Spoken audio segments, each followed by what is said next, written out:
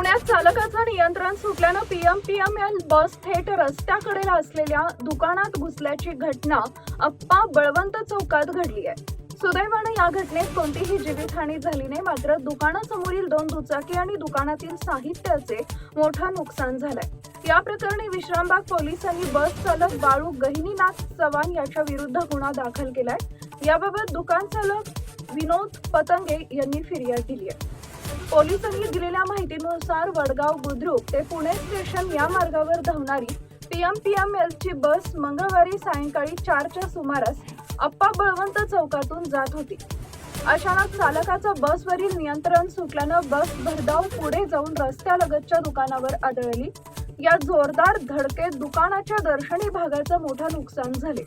ही घटना सीसीटीव्ही मध्ये कैद झाली असून हा सीसीटीव्ही सध्या सोशल मीडियावर प्रचंड व्हायरल होत आहे।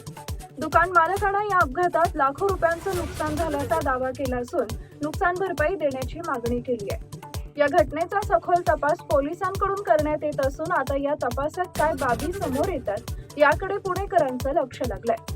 टाइम्स ऑफ महाराष्ट्रसाठी शिवानी लकडे यांचा रिपोर्ट, पुणे।